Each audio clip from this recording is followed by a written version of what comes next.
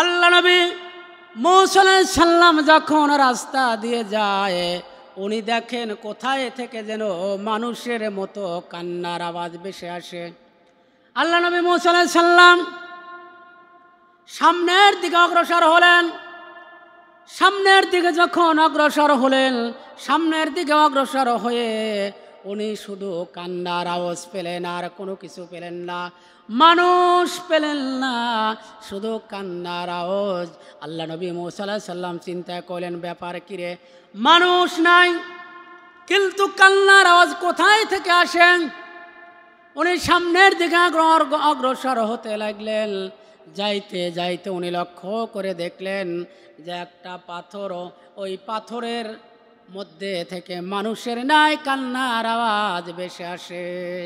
আল্লাহ নবী মূসা আলাইহিস সালাম পাথরকে ডাক দিয়ে বলতেছে, পাথর রে, কিসের কারণে তুমি কান্নাকাটি করো?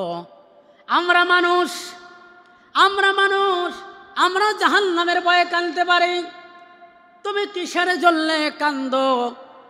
পাথরের জবান খুলে যায়, পাথর বলে, ও পয়গম্বর মূসা, আমি শুনেছি মানুষ আর পাথর হবে জাহান্নামের ইন্ধন, যার কারণে এই জাহান্নামের ভয়ে আমি পাথর কান্নাকাটি করতেছি।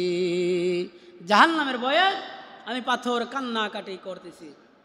এবার আল্লাহ পাক মূসা নবী আল্লাহকে ডাক দে বলতেছে, আল্লাহ তুমি পাথরকে মাফ করে দাও। যখন এই কথা বলেছেন, আল্লাহ পাক বলেন, মূসারে যা, যেহেতু তুই বলেছিস পাথরকে মাফ করে দাও, আমি আল্লাহ পাক পাথরকে মাফ করে দিলাম, পাথরের আর কান্নাকাটি করতে হবে না। আল্লাহ নবী মূসা আলাইহিস সালাম উনি চলে গেলেন। ফেরার পথে আবার দেখে ওই রাস্তা দিয়ে মূসা আলাইহিস সালাম আসে। উনি দেখতে পেলেন পূর্বের চাইতে বর্তমানে আরো বেশি জোরে পাথর কান্নাকাটি করে। এবার পাথরকে বললেন, ও পাথর, আল্লাহ পাক তো তোমাকে মাফ করে দিয়েছে, কিন্তু তুমি কিসের জন্যে কান্দো? এবার পাথর বলে, ও পয়গম্বর শুনে রাখো, এতদিন কাঁদিতাম জাহান্নামের ভয়ে, আজ থেকে কাঁদি আমি আল্লাহকে রাজি খুশি করার জন্যে। কাঁদিলে আল্লাহ রাজি হয়, কাঁদলে গুনাহ মাফ হয়, এই জন্যে আমি পাথর কান্নাকাটি করি। আল্লাহ পাক বলেন, ফালিয়াদহাকু কলিলাউন ওয়া ইয়াবকু কাসীরা। বান্দারে, বেশি করে তোমরা এই দুনিয়াতে কাঁদো আর অল্প করে হাসো। সেই মূসা আলাইহিস সালাম আল্লাহকে ডাক দিয়ে বলতেছেন, রব্বুল আলামিন, এত সুন্দরভাবে মানুষ তুমি বানাইলা, ওই মানুষগুলোকে কিসের জন্য জাহান্নামে পোড়াইবা? তোমার কি একটু মায়া লাগবে না? তোমার কি দিলের মধ্যে, তোমার অন্তরের মধ্যে কি মায়া লাগবে না? যখনই এই কথা মূসা আলাইহিস সালাম আল্লাহকে ডাক দিয়ে বলতেছেন, আমার আল্লাহ পাক বলে, মূসা রে, এর জবাব আমি পরে দেব, তবে তুমি একটা কাজ করো। আল্লাহ নবী মূসা আলাইহিস সালাম আল্লাহকে ডাক দিয়ে বলতেছেন, রব্বুল আলামিন, কি কাজ করব? বলতেছে, তোমার যে জমিন আছে, ওই জমিনের মধ্যে তুমি সুন্দরভাবে দানের বীজ বপন করো। দানের বীজ বপন করিল মূসা আলাইহিস সালাম, ওই জমিতে সুন্দরভাবে চাষ দিলেন। চাষ দেওয়ার পর সুন্দরভাবে ওই জমিনে বীজ বপন করিলেন। বীজ যখন বপন করিলেন, বীজ বপন করার পর আল্লাহ নবী মূসা আলাইহিস সালাম এবার ধানের ক্ষেত নিড়াতেছে, এরপরে সার দেয়, কীটনাশক ওষুধ ব্যবহার করে, সমস্ত কিছু ব্যবহার করার পর ধান যখন পাকিল, এবার মূসা আলাইহিস সালাম সুন্দরভাবে ধানগুলো এইভাবে কাটিলেন। ধানগুলো কাটার পর বাড়িতে নিয়ে আসলেন। বাড়িতে আনার পর ধানগুলো মাড়াই করিলেন, মলিলেন, বাইরেইলেন। সব কিছু করার পর ধানগুলো এবারে সুন্দরভাবে উড়াইলেন। উড়ানোর পর ধানগুলো দেখা গেলে যেগুলো ভালো ধান শুকনের পর ওই ভালো ধানগুলো বেরিতে তুললেন, ডোলে তুললেন, গোলায় তুলিলেন। আর যে সিটা দানগুলো আছে ওই সিটাগুলো মুসা নবী পড়িয়ে ফেলিলেন। আল্লাহ পাক ডাক দিয়ে বলেন, মুসারে এত কষ্ট করিলা, যেই কষ্ট করে ধানের বীজ বপন করিলা, চারা রোপণ করিলা, এরপর নিরাইলা, সার দিলা, তারপরে কীটনাশক ওষুধ ব্যবহার করিলা, এরপরে ধান কাটিলে, কাটার পরে এত রোদে পুড়ে জ্বলে সব কিছু নিজের শরীর দিয়ে ঘাম বাহির হলো, এত কষ্ট করার পর তুমি ওই যে দানগুলো ওগুলো কিসের জন্যে পোড়াইলা? এবার মুসা নবী ডাক দিয়ে বলে, রব্বুল আলামিন এগুলো তো অকাজিও, এগুলোর কোনো কাজ নাই, যার কারণে অকাজিও এইগুলো এই জন্যে আমি পোড়াইতেছি। আল্লাহ পাক বলে, মুসার অকাজিও কিসের জন্য বলো? বলল, আল্লাহ যেগুলো ভালো দান ওইগুলো তো আমি গোলার মধ্যে তুলিলাম, আর এগুলো সিটা, এই সিটা জ্বালা না ছাড়া কোনো উপায় নাই। আমার আল্লাহ পাক বলে, বান্দারে ও মুসা তাহলে শুনে রাখো, এইগুলো যদি সিটা হয় অকাজিও হয়, প্রকৃতপক্ষে আমার যারা বান্দা হবে আমি রব্বুল আলামিন তাদেরকে জান্নাত দিয়ে দিব। আর যে সমস্ত লোকজন যারা আমার বান্দা না, যারা বেঈমান কাফের মুনাফিক, আমি রব্বুল আলামিন তাদেরকে এই জাহান্নামের আগুনে পোড়াইব। আদর রিয়া মানুষ আল্লাহ বানায়া কেমনে দিবা জাহান্নামে পোড়াইয়া, কেমনে দিবা জাহান্নামে ফেলিয়া। সেই মূসা আলাইহিস সালাম অত্যন্ত লাজুক ছিলেন। তিনি কেমন লাজুক, সব সময় তার শরীরের মধ্যে আপনার সব সময় শরীরটা আবৃত করে রাখতেন, পোশাক দিয়ে শরীরটা পোশাক দিয়ে ঢাকে রাখতেন। খালি গায়ে কোনো সময় মুসা নবী থাকতেন না, সব সময় শরীরটা পোশাক দিয়ে ঢাকে রাখতেন। এই জন্য বড় ইসরায়েলের লোকেরা বলতেছেন, মুসা নবী সম্ভবত তার শরীরে যে কোনো ডবল রোগী আছে অথবা এক শিরা। মুসা নবীকে তারা বিভিন্ন রকম কষ্ট দিতে লাগল। বনে ইসরায়েলের লোকেরা আল্লাহ নবী মুসা আলাইহিস সালামকে কষ্ট দিতে লাগিল। মুসা আলাইহিস সালাম কোনো কথা বলতে পারেন না। এমনকি এক পর্যায়ে মুসা আলাইহিস সালামকে যখন এইভাবে তারা কষ্ট দিত, বনে ইসরায়েলের লোকেরা যখন বলতো মুসা আলাইহিস সালাম সম্ভবত ওই ডবল রোগী হবে, না হইলে এক শিরা হবে, তা না হলে মুসা আলাইহিস সালাম সব সময় শরীরটা কাপড় দিয়ে জড়িয়ে রাখে, ডেকে রাখে। কারণটা কি? শরীরের মধ্যে যে কোনো একটা দোষ আছে, আল্লাহ পাক সেই দোষটাকে আপনার দেখানোর জন্য, আসলে দোষ আসে কি না দেখানোর জন্য আমার আল্লাহ পাক এমন একটা কাজ করিলেন। সেই কাজ হলো হযরত মুসা আলাইহিস সালাম উনি একদিন গোসল করতেছেন।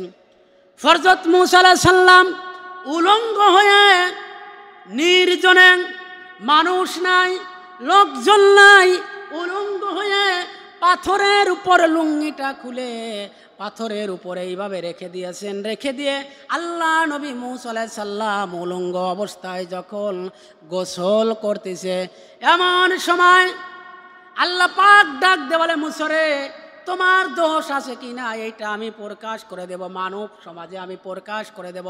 হঠাৎ করে মুসা আলাইহিস সালাম গোসল থেকে যখন লুঙ্গিটা পরবে, এমন সময় পাথরের উপর যখন লুঙ্গিটা রেখেছে, পাথর সহ লুঙ্গি দৌড় দিয়ে চলে যাচ্ছে। মুসা আলাইহিস সালাম বলতেছে, আমার পাথর, আমার লুঙ্গি। লাঠি দিয়ে বারংবার বলতেছে, আমার পাথর, আমার লুঙ্গি। কিন্তু পাথরও দৌড় দেয়। মুসা নবীও দৌড় দেয়, এবার চলে যায়। এক পর্যায়ে বনি ইসরাইলের লোকজন যেখানে জড়ো হয়ে রয়েছে ওই জায়গা গিয়ে পাথর থামিল। বনি ইসরাইলের লোকজন যেখানে রয়েছে ওই জায়গা গিয়ে এবার পাথর থেমে গেল। মুসা আলাইহিস সালাম তো লজ্জিত হচ্ছেন। এমন সময় বনি ইসরাইলের লোকজন দেখিল মুসা নবীর চেহারায় কোনো দাগ নাই। এমনকি তারা মনে মনে চিন্তা করেছিল, লোকেরা বলা বলি করতো মুসা নবীর সম্ভবত এক শিরা, যার কারণে মুসা আলাইহিস সালাম কোনো সময় শরীরটা তার কাপড় সব সময় গায়ে থাকে। এবার আল্লাহ পাক সরাসরি তাদেরকে দেখিয়ে দিলেন মুসা নবীর কোনো রোগ নাই, দোষটা প্রকাশ করে দিলেন যে তার কোনো রোগ নাই, সে একজন সুন্দর কাঠামের অধিকারী আল্লাহ পাক তাকে বানিয়েছে। সেই মুসা আলাইহিস সালাম, সম্মানিত উপস্থিতি, সেই মুসা আলাইহিস সালাম তুর পাহাড়ে যাচ্ছেন, আল্লাহ পাককে দেখবেন। কোথায় গেলেন? মুসা নবী তুর পাহাড়ে যাবেন, আল্লাহকে ডাক দিয়ে বলতেছে, রব্বুল আলামিন, আমার আশা তোমার সঙ্গে আমি সরাসরি দেখা করব। সরাসরি কথা তো এমনি বলি, কিন্তু আমি এবার দেখা করতে চাই। আমার আল্লাহ পাক বললেন, মুসরে লান তারানি, মুসা আমার সাথে কখনোই তুমি দেখা করতে পারবে না। মুসরে এমনি কথা বলো, কিন্তু আমার সাথে সরাসরি সাক্ষাৎ করতে পারবে না। এবার মুসা নবী এক পর্যায়ে মুসা নবী বলতেছে, আল্লাহ যতক্ষণ পর্যন্ত তোমাকে আমি না দেখব ততক্ষণ পর্যন্ত আমি ছাড়ব না। আল্লাহ পাক বললেন, মুসরে তুমি আমাকে দেখতে পারবে না। তাহলে মুসাও ছাড়ে না, আল্লাহও বলে দেখা দিতে পারবো না। এক পর্যায়ে বহু কথা বলার পর আমার আল্লাহ পাক রাজি হলেন, মুসরে তুমি তুর পাহাড়ে চলে আসো। আল্লাহ নবী মুসা আলাইহিস সালাম এবার তুর পাহাড়ে লাঠিটা হাতে নিয়ে চলে গেলেন। লাঠিটা হাতে নিয়ে চলে যাওয়ার পর কথোপকথন হলো। এক পর্যায়ে আল্লাহকে উনি দেখতে পারিলেন না। কথোপকথন যখন শেষ হয়ে গেল, এবার মুসা আলাইহিস সালাম উনি বাড়ির দিকে চলে আসতেছেন। এমন সময় বলতেছে, আল্লাহ আমি তো বাড়ির দিকে চলে যাচ্ছি, তাহলে আমার যে বনি ইসরাইলের সম্প্রদায়েরা যে সমস্ত লোকেরা আছে ওই সমস্ত লোকদের মধ্যে আছে অনেক লোক গরিব আছে, অসহায়, দুর্বল, তারা ঠিক মতো খেতে পারে না। আল্লাহ আমি তাদের জন্য দোয়া করি, আল্লাহ তুমি তাদেরকে ধন সম্পদে ভরপুর করে দাও, এই দোয়া আমি করি। এবার মুসা আলাইহিস সালামকে আমার আল্লাহ ডাক দিয়ে বলে, মুসরে তাহলে শোনো, তোমার হাতে ওটা কি? বলতেছে, আল্লাহ আমার হাতে ওটা লাঠি, আমার হাতে এটা লাঠি। আমার আল্লাহ পাক বলল, মুসরে তুমি কোথায় আসিয়াছ? আল্লাহ নবী মুসা বলতেছে, আমি তুর পাহাড়ে আসিয়াছি। তাহলে এই লাঠি দিয়ে পাহাড়ের উপর আঘাত করো। আল্লাহ নবী মুসা আলাইহিস সালাম যখন পাহাড়ের উপর আঘাত করিলেন লাঠি দিয়ে আঘাত করার সঙ্গে সঙ্গে বিশাল নদী বাহির হলো। মুসা আলাইহিস সালাম আশ্চর্যিত হয়ে গেল, আল্লাহকে ডাক দিয়ে বলতেছে, আল্লাহ আমি দেখলাম পাহাড়, এই পাহাড়ে যখন আঘাত করিলাম আঘাত করার সঙ্গে সঙ্গে নদী বাহির হলো, কারণটা কি? বলল, কারণ বুঝবে না, তুমি এই নদীতে আবার আঘাত করো। মুসা আলাইহিস সালাম আল্লাহর হুকুমে নদীতে আবার আঘাত করিলেন। লাঠি দিয়ে পানির উপর যখন আঘাত করিলেন, পানির উপর আঘাত করার সঙ্গে সঙ্গে উনি লক্ষ্য করে দেখলেন বড় একটা পাথর পানিতে ভেসে আসতেছে। মুসা আলাইহিস সালাম আরো আশ্চর্যিত হয়ে গেলেন। আল্লাহ নবী মুসা আলাইহিস সালাম আশ্চর্যিত হয়ে বলে, আল্লাহ ব্যাপার কিছুই বুঝি না। আল্লাহ পাক বলে, মুসরে বোঝার দরকার নাই, যা বলে তুমি তাই করো। এবার বলতেছে, এই যে পাথর, এই পাথরের উপর তুমি লাঠি দিয়ে আঘাত করো। মুসা আলাইহিস সালাম পাথরের উপরে লাঠি দিয়ে আঘাত করিলেন। পাথরের উপরে লাঠি দিয়ে যখন আঘাত করিলেন, আঘাত করার সঙ্গে সঙ্গে উনি দেখতে পেলেন ওই পাথরের মধ্যে থেকে একটা জীবিত হরিণ বাহির হলো। ওই হরিণ ঘাস খাচ্ছে। এমত অবস্থায় মুসা আলাইহিস সালাম আশ্চর্যিত হয়ে গেল, আল্লাহ তোমার মক্কর বোঝা বড়ই কঠিন। আসলাম তুর পাহাড়ের উপর আঘাত করিলাম, আঘাত করার সঙ্গে সঙ্গে নদী হলো, নদীতে আঘাত করিলাম, আঘাত করার সঙ্গে সঙ্গে পাথর এলো, পাথরে আঘাত করিলাম, পাথরে আঘাত করার সঙ্গে সঙ্গে দেখতে পেলাম একটা হরিণ ঘাস মুখ দিয়ে আছে, তাজা ঘাস খাচ্ছে, ব্যাপার কিছু বুঝলাম না। আমার আল্লাহ ডাক দে বলে, মুসা রে, এটাই তোমাকে বুঝাতে চাচ্ছিলাম, সেটা হলো মুসা তোমার কওমের লোকেরা দুর্বল, বলতেছো অনাহারে থাকবে, আল্লাহর কাছে দোয়া করতেছে, তাহলে শুনে রাখো যেই পাথরের মধ্যে হরিণ আছে ওই হরিণটাকেও আমি আল্লাহ তাজা ঘাস খাওয়াইতে পারি। আল্লাহ পারে কিনা? আমার আল্লাহ পাক অবশ্যই পারে। আমরা হলাম বান্দা, আমরা অনাহারে থাকবো, আল্লাহ পাক বলে বান্দারে এটা কখনোই সম্ভব না, তোমরা যদি চেষ্টা তদবির করো, যদি ফিকির করো, আল্লাহ পাক বলেন তোমাদের আমি কখনোই না খাওয়াইয়ে মারব না।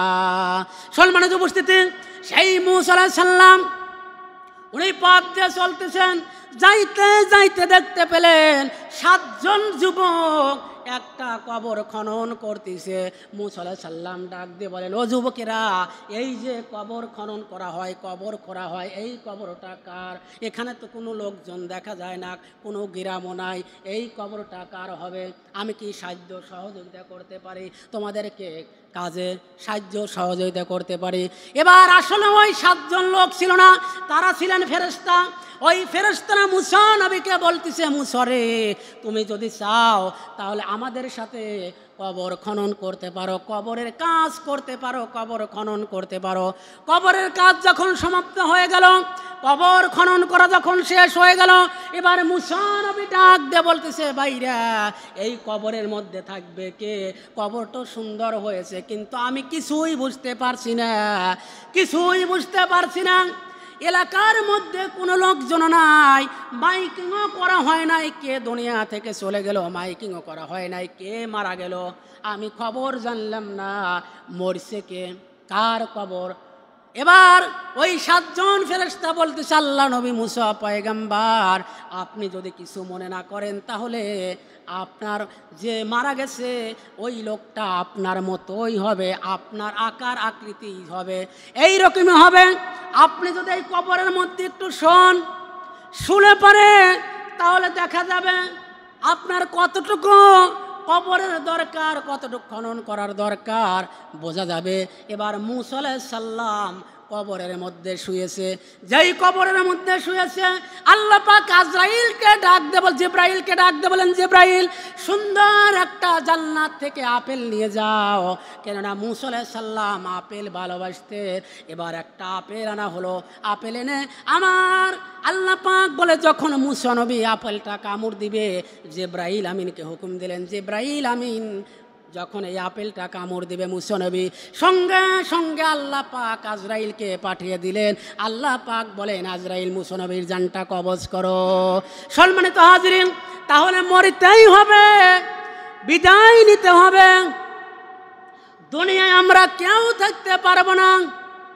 কবি কত সুন্দরভাবে বলেন, একদিন তো বিদায় নিতে হবে, কতদিন আর থাকবে তুমি ববে, একদিন তো বিদায় নিতে হবে, তোমার একদিন তো বিদায় নিতে হবে।